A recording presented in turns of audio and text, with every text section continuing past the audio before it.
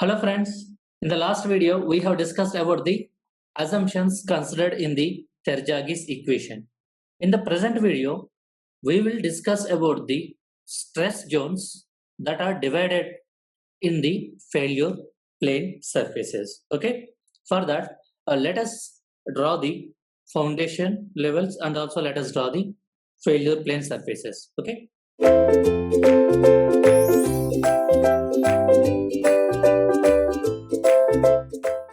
So if you do remember, if it is a C5 soils, the failure plane will be in the form of log spiral. If it is a pure clay, then the failure plane in the form of circular arc. Okay. Let us consider a foundation. Let me tell you step by step. Okay. Let us consider the ground surface. Let's assume this is your ground surface, and you have decided that your depth of footing should be a magnitude d, and also the width of the footing will be equal to b. So you have excavated a soil up to a depth d and also having width d. Okay, you have excavated soil in this portion.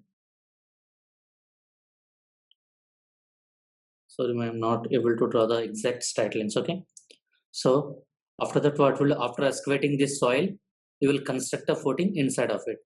Let us say I'm constructing the footing with some different color. Let us say this is my footing. After that, I have constructed a columns.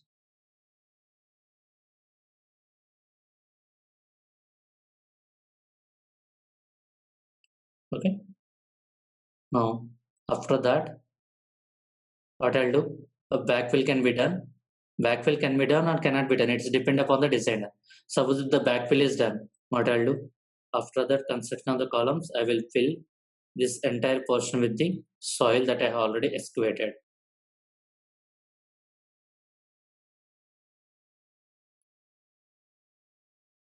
Okay.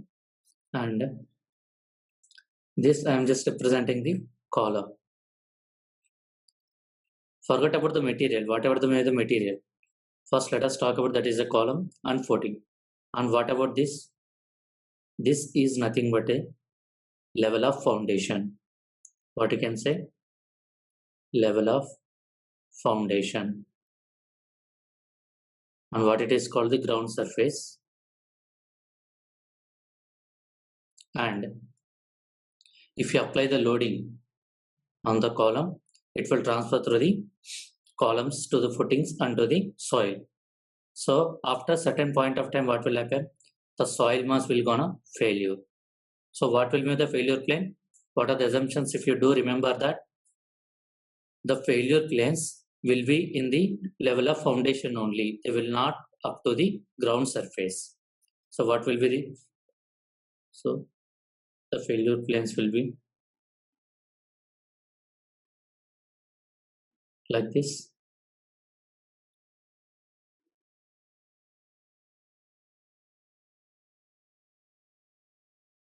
Okay, these are nothing but a failure planes. So let us define some points. Let us say A, B, C, and remaining points we'll discuss later. So what are the assumptions they have considered? They have considered that base of the foundation is rough. If the base of the foundation is rough, first we have to denote that magnitude. With how much magnitude we have to define? That's defined surface is, we will consider it as the angle of friction. So let us say this is nothing but a 5, and let us say again this is nothing but a 5. So here they have divided this failure plane into different number of zones. So those are called as a stress zones. So first let me draw the, or let me represent the zones. After that I will tell you their importance. Okay, let me represent other points. Let us say this is the point D. Let us say this is the point E. Okay, and E, F, G. Okay, this as it is in the central part, this is representing it as zone 1, also called it as a central zone. After that, these are called as a radial zones. Either it can be right side or left side. and these are representing by the zone 3, or else we can call it as a linear shear zones. So how many zones we are dividing into? 3 zones. 1, 2, 3. First one, as it is in the central region, we are calling it as a central zone. Second one, we are calling it as a radial zone. Third one, we are calling it as a linear shear zone. Okay. Suppose if I draw the central part, okay, how it will look like? So first I will talk about the zone 1. So it will be also called as a central zone.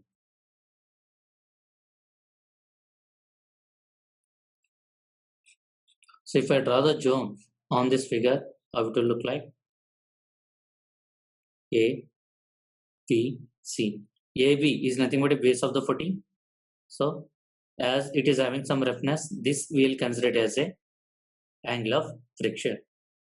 So as we have already discussed, this is just below the foundation or footing level. That's why it is called it as a central zone. So according to the Terzaghi's theory, this is remains in elastic equilibrium. So this zone will be remains in elastic equilibrium. Very, very important points. They may ask you for the 1 mark question, or they can ask you for the match the following for 2 marks. So even though the soil mass has failed or it is reaches to the ultimate state, but still this central zone is observed that it is still in the elastic equilibrium. So if your load keep on increasing, then what will happen is that this central portion is gets compacted. So we can say that on load, or we can say on loading, soil gets compacted. Okay, and what happens is sometimes as it is getting more compacted, it will behave it like a footing level. So we can say that becomes part of the footing.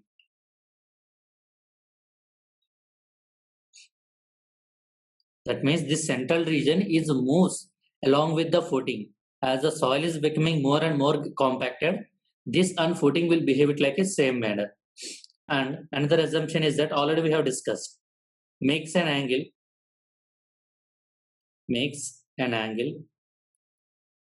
phi with the horizontal. Already we have discussed in the last video that the surface roughness of the base footing is considered that angle of friction of the soil.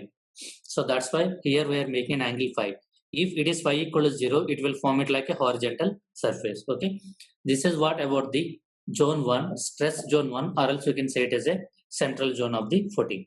Okay, next talk about the zone 2. All these you have to by heart it. Very, very important. Let us say zone 2. Zone 2 we are representing with a radial shear zone. Radial shear zone. And if I go to the diagram, it is found that this BE will make an angle 45 minus 5 by 2 with the foundation level. On the right side, it is also the same 45 minus 5 by 2. Okay. Next. So already we have represented, this is also called the radial shear zone. Now here on this zone, the failure plane in zone 2, the failure plane may be circular arc, maybe a circular arc or a log spiral, depending on type of soil.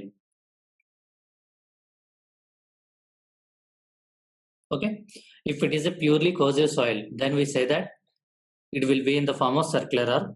If it is a C5 soil, then it will form a log spiral curve. And it is observed that the zone 2, it is not in the form of linear zone, it is in the form of some curvy nature. Either it may be circular or it is a log spiral. That's why it is called the radial shear zone. And it is observed that this is the zone of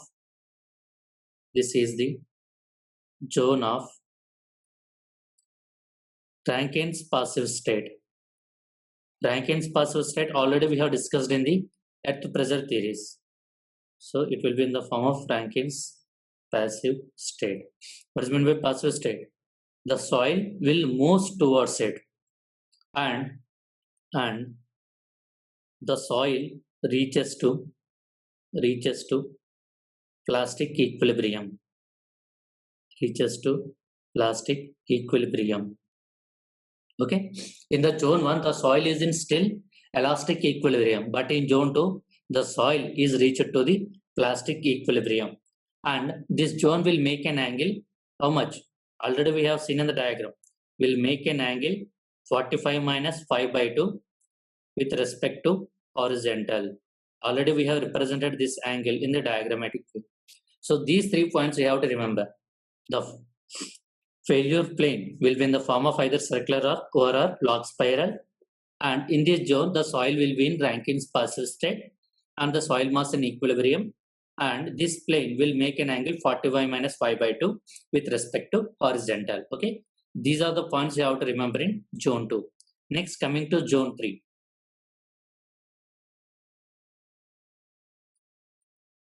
This is also called as a linear shear zone. Why zone 2 is called radial? Why zone 3 is called the linear shear zone? See, in zone 2, the failure plane in the form of some curvy shape. That's why it is radial shear zone. But here, it is in the form of linear. That means it is an inclined line. If you see here, from zone 3, E to F, this will be in the form of inclined line. That's why it is called the linear shear zone. Okay. Next point. Again, in this zone also, the soil is in